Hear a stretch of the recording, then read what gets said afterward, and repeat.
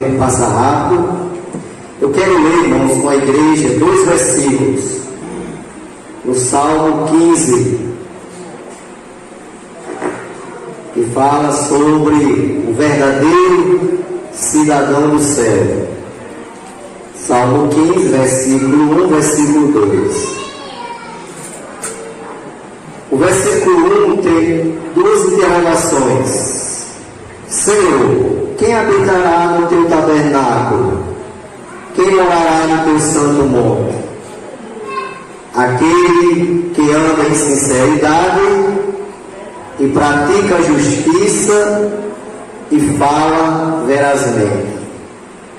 O Salmo 15, nele todo, tem 11 qualidades do verdadeiro cidadão do céu. Mas iremos apenas 2 versículos. O versículo de número 2 nos fala de 3 qualidades do verdadeiro cidadão do céu, daquele que vai morar no céu, daquele que é salvo em Jesus, daquele que tem a certeza da salvação. E o salmista diz no versículo 2, pois a interrogação no versículo 1, 2 interrogações, e no versículo 2 o salmista responde: aquele que anda em sinceridade. É uma das características do verdadeiro cidadão do céu, é aquele que anda em sinceridade. Pedro, escrevendo no capítulo 1 da sua primeira epístola, versículo 22, Pedro escreve e diz lá: purificando a vossa alma na obediência, para o amor fraternal, não fingido, amai-vos ardentemente uns aos outros.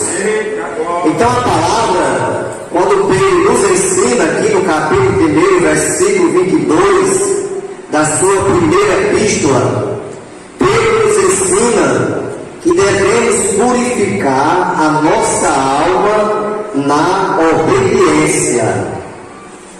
Porque o segredo de nós chegarmos no céu é a obediência.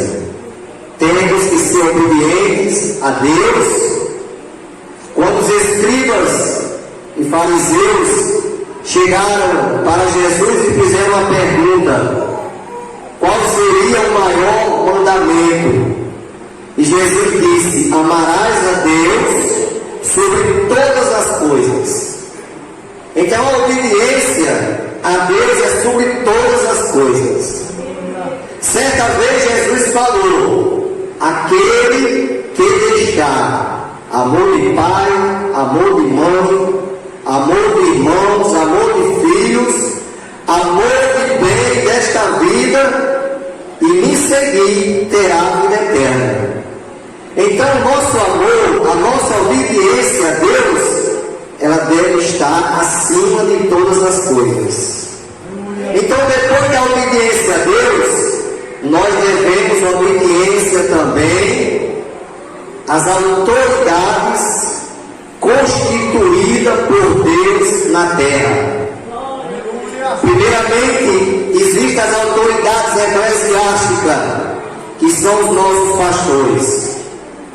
Está escrito em Hebreus 13:17, o escritor diz: obedecei aos vossos pastores, porque velam por vossas almas, como aquele que há de dar conta delas.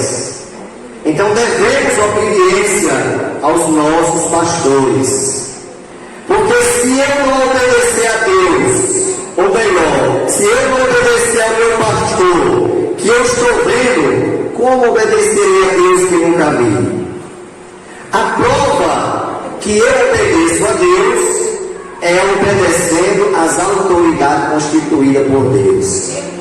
Então Deus na terra, Ele constitui autoridades eclesiásticas, que são os nossos líderes, os nossos pastores, e as autoridades humanas, civis, que são os políticos, que são autoridades, a polícia e por aí vai. Então devemos ser obedientes. Então quando o salmista diz que aquele que é o verdadeiro cidadão do céu, ele tem que primeiro purificar a sua alma na obediência, por amor ou para o amor fraternal, não fingido.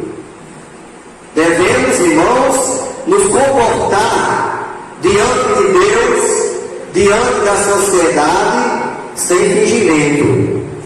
Devemos ser sinceros, devemos amar com sinceridade, devemos ser obedientes com sinceridade.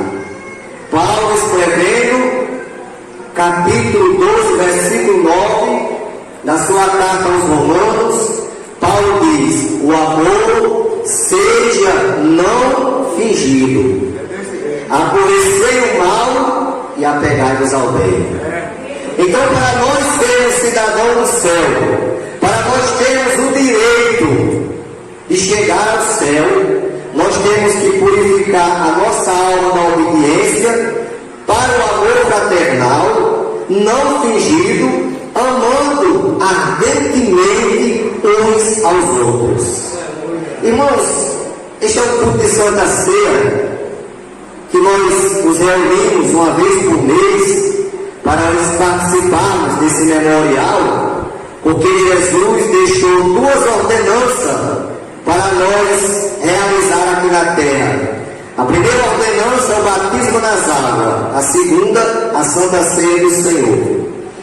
E aqui, irmãos, é um momento de comunhão, que nós vamos aqui participar desta comunhão. Só que esta comunhão não é para nós exercê-la somente no dia de Santa Ceia. Nós temos que exercer a comunhão, o amor fraternal, a obediência a Deus, os 31 dias do mês. O mês todo. Porque às vezes alguém dá um deslize, peca, porque há essa possibilidade da caminhada, a pessoa errar, ou dizer uma palavra que magoou o irmão, aí vai querer esperar os 30 dias para pedir perdão ao irmão. Não, você não precisa esperar os 30 dias. Se você percebeu, se você notou que você disse uma palavra que magoou o irmão, você deve imediatamente procurar esse irmão ou essa irmã e pedir perdão.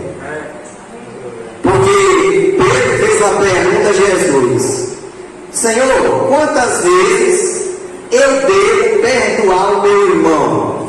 7 vezes? Já vou dizendo logo a quantia X. Aí Jesus disse: Pedro, eu não digo 7, mas 70 vezes 7. 70 vezes 7 vão dar 490 vezes. Segundo algum pregador que eu já vi pregando, ele diz que é por dia. 490 vezes. Mas também é impossível o irmão pegar 490 vezes outro irmão por dia, é impossível também, né? Mas na hora que eu perceber que nós magoamos o irmão, fizemos algo que não foi do agrado do irmão, nós devemos perdoar, pedir perdão ao irmão, e se ele também fez conosco e pedir perdão, a gente devemos também perdoá-los. Porque na oração do Pai Nosso, Jesus assim faz aquela oração como modelo, porque a oração do Pai Nosso não é uma oração para você repeti-la, como muitos fazem isso, só faz repetir a oração do Pai Nosso. A oração do Pai Nosso é um modelo que Jesus deixou para nós entrarmos na presença de Deus. Aí ele diz lá pela metade, ao final da oração, ele diz: perdoa as nossas dívidas, assim como nós perdoamos aos nossos devedores. Então eu tenho que perdoar o meu irmão, assim como Jesus me perdoou. Por quê? Porque se eu não perdoar o meu irmão, eu também não serei perdoado. Porque as coisas de Deus, irmão, é condicional. nesse fator, neste assunto de perdão, se eu não perdoar o meu irmão, se eu não perdoar o meu próximo, eu também não serei perdoado por Deus. É condicional. Você é quem escolhe. Quer o perdão de Deus? Perdoa o seu próximo. Porque se eu não perdoar, também não serei perdoado por Deus. O escritor aos Hebreus diz: cheguemos com o coração sincero, em inteira certeza de fé, tendo o coração purificado da má consciência e o corpo lavado com água limpa. Você veja que o salmista diz que o verdadeiro cidadão do céu é aquele que anda em sinceridade. E o escritor diz que devemos chegar com inteira certeza de fé, tendo o coração purificado da má consciência, um corpo lavado com água limpa. Essa água, ela lava o nosso corpo material. Ela pode lavar o nosso corpo e deixar limpo. Agora a nossa alma, irmão, ela é lavada com a palavra.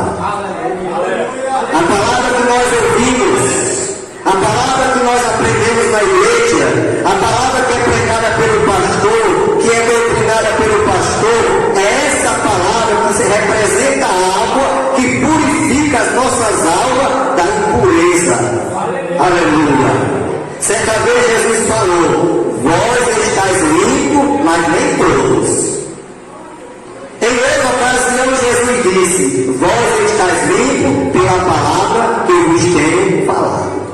Então esta palavra, quando a gente ouve esta palavra, que ela entra no nosso ouvido e desce ao nosso coração, através desta palavra, o nosso corpo é lavado com água limpa. Nós somos purificados através da palavra, porque nós somos um vaso nas mãos do oleiro. Quando a gente vem lá de fora aqui para dentro, a gente vê cheio de raiz, cheio de pedra. Aí sabe o que o oleiro faz? Quando Deus fala com Jeremias lá no capítulo 18, Jeremias desce à casa do oleiro, e lá te será dito o que lhe convém fazer. E Jeremias desceu à casa do oleiro e observou o oleiro trabalhando no vaso. E ele viu que o oleiro pegava o vaso, quebrava o vaso, amassava o barro e fazia um novo vaso. É isso que acontece conosco quando a gente desce à casa do oleiro. A casa do oleiro é aqui, irmão, a casa de Deus. Quando a gente desce na casa de Deus, que vem para a casa de Deus, o oleiro que é Jesus pode nos pegar e nos quebrar e tirar aquilo, toda a impureza, e nos fazer um vaso novo na sua presença. Por intermédio da lavagem da palavra que nós estamos ouvindo. 1 Pedro capítulo 2, versículo 12. Tendo vosso viver sincero entre os gentios, para que naquilo em que fala mal de vós, como de malfeitores, glorifique a Deus no dia da visitação, pelas boas obras que em vós observam. Pedro aqui, irmãos, ele ensina que devemos ter um viver honesto entre os que não é crente, entre os gentios. Por quê, irmãos? Porque nós estamos, conforme o escritor aos Hebreus diz, que nós estamos rodeados de uma tão grande nuvem de testemunha, nos observando 24 horas. Até na hora que a gente vem para a casa do Senhor, que a gente vem para a igreja, tem muitos olhos nos observando. Mas se nós nos comportarmos como verdadeiros crentes, como verdadeiros filhos de Deus, como verdadeiros cidadãos do céu, a palavra está dizendo que o nome de Deus vai ser glorificado pelas boas obras que os gentios observam em nós. Aleluia. Aí Jesus diz lá em João: não foi vós que me escolheste, mas eu vos escolhi a vós e vos nomeei para que vardes e dês fruto e o vosso fruto permaneça, a fim de tudo quanto fizer, o nome de Então, meus irmãos, a palavra desta noite, conforme o salmista, no Salmo 15, versículo 1 e 2, o versículo 2 ele diz: aquele que anda em sinceridade. É uma das qualidades do verdadeiro cidadão do céu. Aquele que pratica a justiça. Jesus fala no Sermão do Monte: bem-aventurado o justo, aqueles que têm fome e sede de justiça, porque eles serão fartos. E em terceiro lugar, aquele que fala verazmente, ou seja, aquele que fala a verdade. Embora que desagrade alguém, porque, irmãos, muitas vezes nós desagradamos alguém porque nós somos fiéis a Deus. E é necessário muitas vezes alguém ficar chateado com a gente, mas a gente vai permanecer falando a verdade, irmãos. Vamos permanecer com a verdade, obedecendo ao nosso Deus. Se alguém quiser chamar nós de quadrado, amém, porque no céu só entra quadrado. No céu não entra redondo não, irmão. Lá no céu só entra quadrado, porque até a cidade é quadrada, conforme a revelação de Jesus Cristo a João lá do Apocalipse.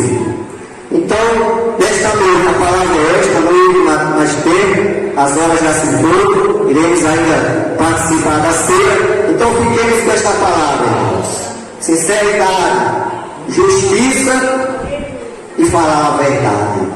Não fuja dessas características. Seja sincero, seja justo e fale a verdade, porque a verdade é quem liberta. Jesus diz: conhecereis a verdade e a verdade vos libertará. Que Deus abençoe a todos. Agradeço a oportunidade em nome de Jesus. Passa rápido.